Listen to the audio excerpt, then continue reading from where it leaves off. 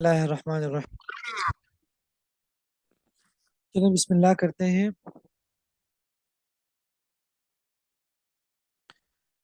جی اللہم صلی علی محمد و علی محمد کما صلیت علی ابراہیم و علی آل ابراہیم انک حمید مجید۔ جی کل بات ہوئی تھی آپ سے کہ اس کا اسلوب کیا ہے، اردو عبارت میں آپ کو لکھواؤں گا، پی ڈی ایف شیئر کروں گا، ساری باتیں کل ہوئی تھی آپ سے، ٹھیک ہے۔ کتاب کے مصنف کا تعارف بھی آیا تھا، علم فرائض کا تعارف بھی آیا تھا۔ اب ہم آتے ہیں باقاعدہ پہلے سبق کے اوپر، ٹھیک ہے۔ ایک سیکنڈ۔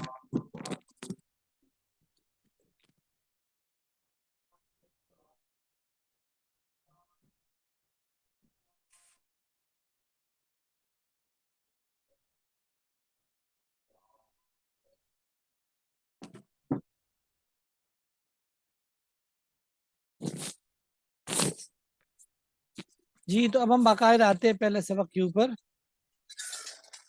ایک سیکنڈ جی۔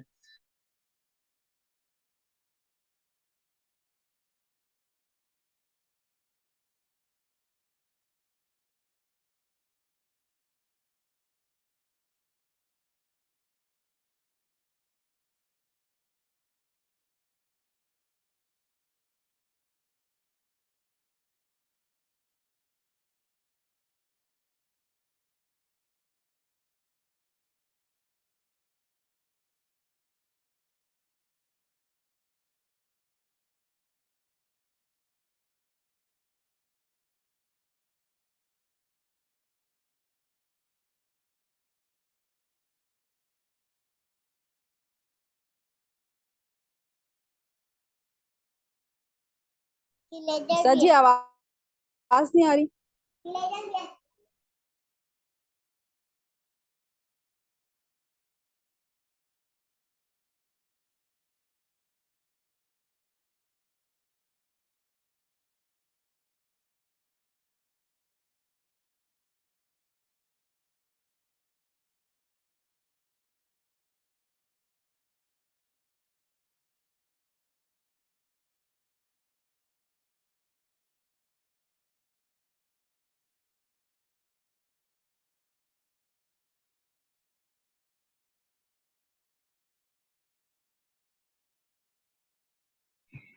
اب آواز نہیں آ رہی۔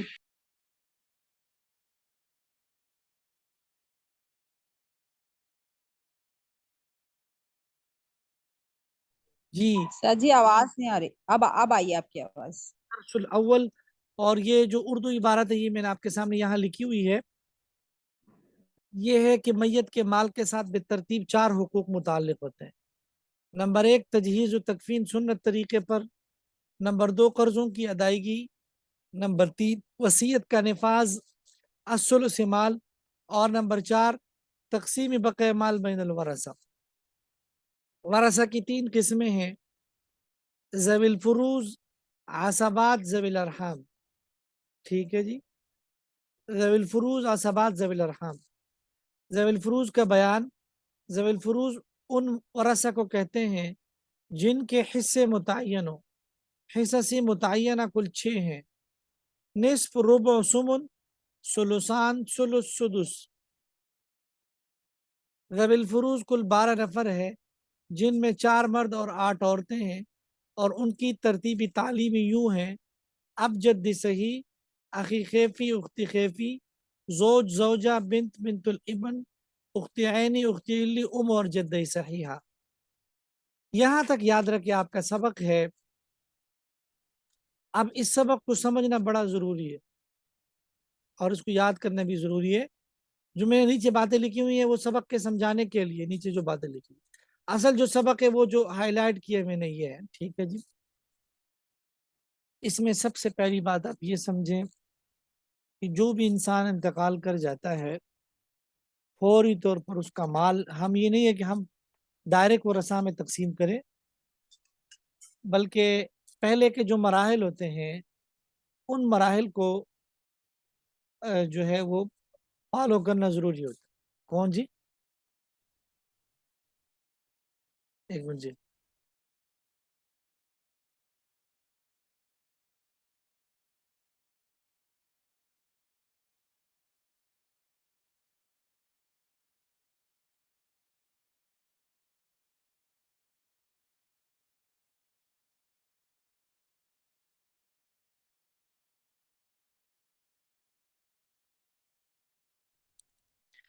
اچھا جی، تو میت کے مال کے ساتھ 4 قسم کے حقوق متعلق ہے، ٹھیک ہے.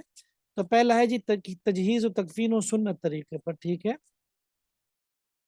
تو اس کا مطلب کیا ہے؟ اس کا مطلب یہ ہے کہ میت اگر مرحوم کے جو کفن دفن کے اخراجات ہے، اگر وہ بیٹوں بھائیوں بہنوں فیملی میں سے کسی نے بخوشی اٹھا لیے پھر تو کوئی مسئلہ نہیں.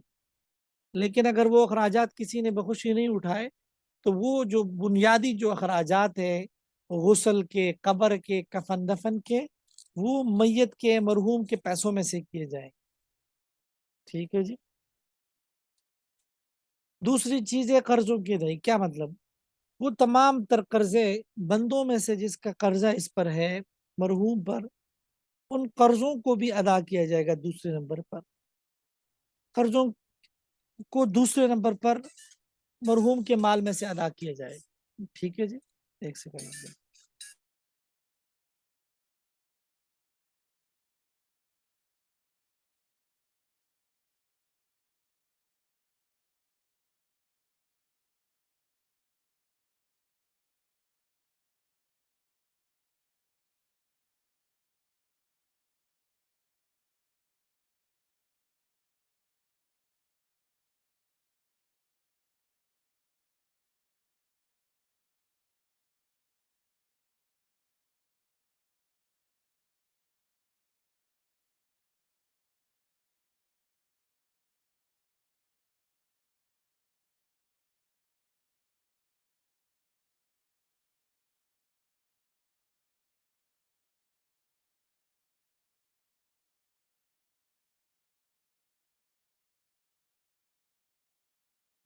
आवाज फिर चली गई.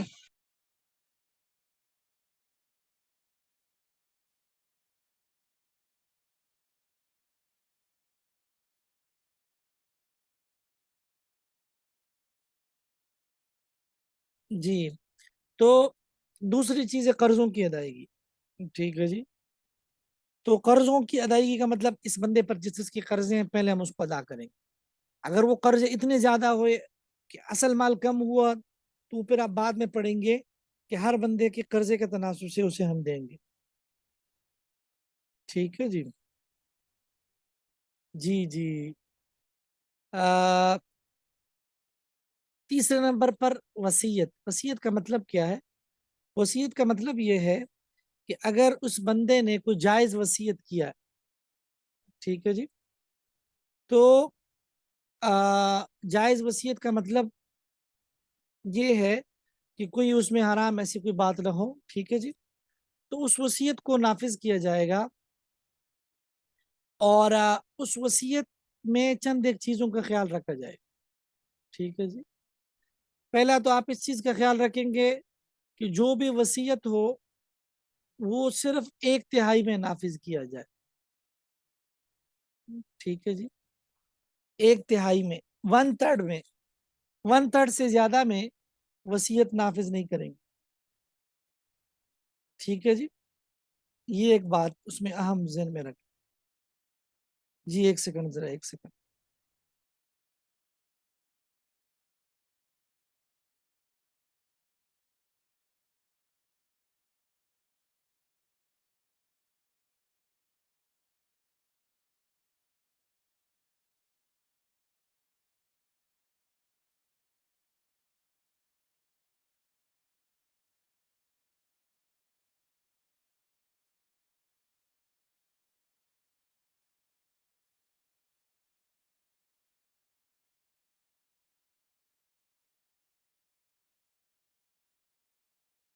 اچھا جی.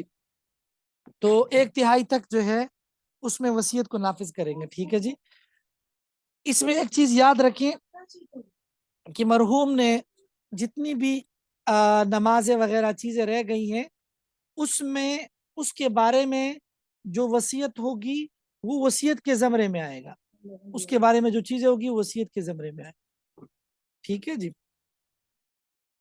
اور نمبر 4 جو چیز ہے وہ نمبر 4 پہ آ کے ہم ورثاء کے درمیان مال کو تقسیم کریں. ٹھیک ہے جی. تو یہ بڑا اہم ہے کہ ہم اس کے مطابق کریں. ٹھیک ہے جی. جی جی یہ بات ہو گئی جی. اس کے بعد یاد رکھیں وہ رسا کی قسمیں ہیں. ویسے تو آپ لوگوں کو آواز ٹھیک آ رہی نا؟ آواز ٹھیک آ رہی نا؟ جی جی ٹھیک ہے جی صحیح آ رہی. جی ٹھیک ہے. تو یہ جو رسا ہے، آپ ویسے سراجی میں پڑھیں گے، میں آپ کو اس کی تفصیل بتاؤں گا کہ وہ رسا کی جو قسمیں ہیں وہ 10 قسمیں لکھی ہوئی ہیں سراجی میں. ٹھیک ہے جی. لیکن وہ 10 قسمیں جب میں آپ کو عربی عبارت پڑھاؤں گا تو پھر میں آپ کو سمجھاؤں گا کہ ان 10 قسموں کا مطلب کیا ہے. ٹھیک ہے جی. اب آپ صرف 3 قسمیں سمجھیں، اور 3 قسموں میں بھی آپ صرف اور صرف جو ہے وہ ذوی الفروز کو سمجھیں. ٹھیک ہے جی. صرف ذوی الفروز کو سمجھیں. ذوی الفروز کی تعریف کیا ہے؟ ذوی الفروز کی تعریف آپ کے سامنے لکھی ہوئی ہے، اس کو ایک بار پڑھ لیں.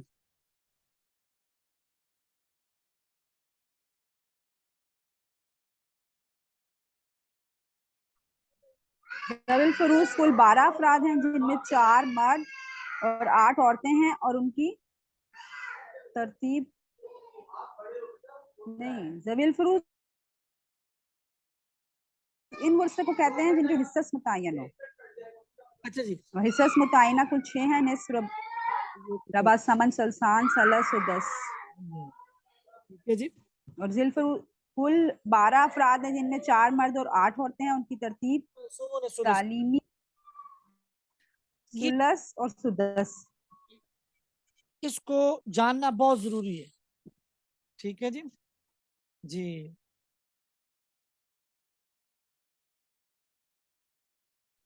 جی میں آپ کو یہاں سمجھاتا ہوں. نصف، یہ میں نے وضاحت کی ہے ان 6 حصوں کی، کہ نصف کا مطلب آدھا، ہاف، 1/2. اس کی مثال ہے 100 میں سے 50 یہ نصف ہے. ٹھیک ہے جی. اور اسی طریقے سے 30 کا 15 آدھا. آدھا بڑا واضح ہے، سب کو پتہ ہے آدھے کا مطلب کیا. دوسرا ربع. ٹھیک ہے جی. ربع کا مطلب یہ ہے کہ 1/4. انگلش میں آپ اس کو 1/4 کہتے ہیں، 1/4 بھی کہتے ہیں ریاضی میں آپ اس کو. ٹھیک ہے جی. اور یہ جو ہے کیا کہتے ہیں، 100 میں سے 25 یہ 1 ربع ہے. ٹھیک ہے جی. 100 میں سے 25 جو ہے یہ 1 ربع. ٹھیک ہے جی.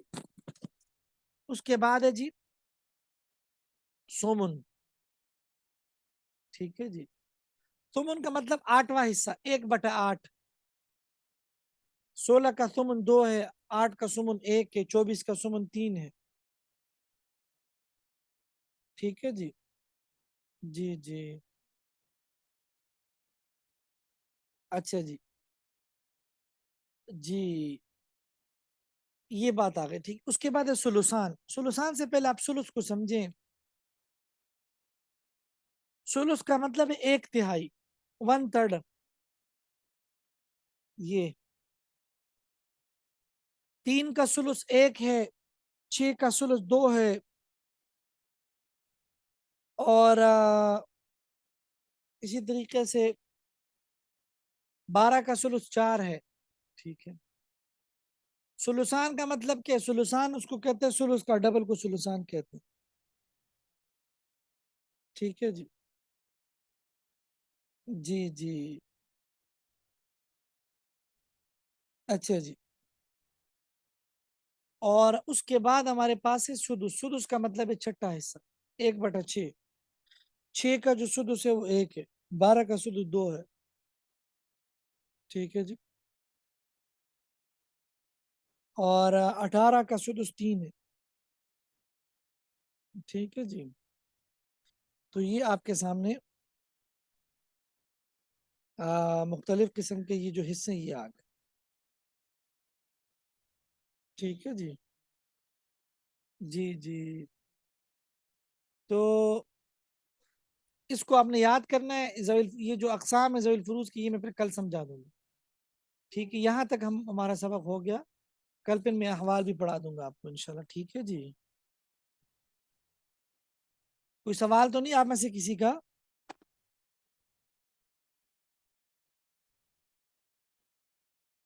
نہیں استاد جی.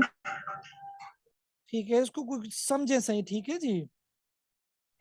یہ ریکارڈنگز کہاں سے مل جائیں گی ہمیں؟ یہ آج آپ کی ریکارڈنگ کا مسئلہ حل ہو جائے گا انشاءاللہ. ٹھیک ہے.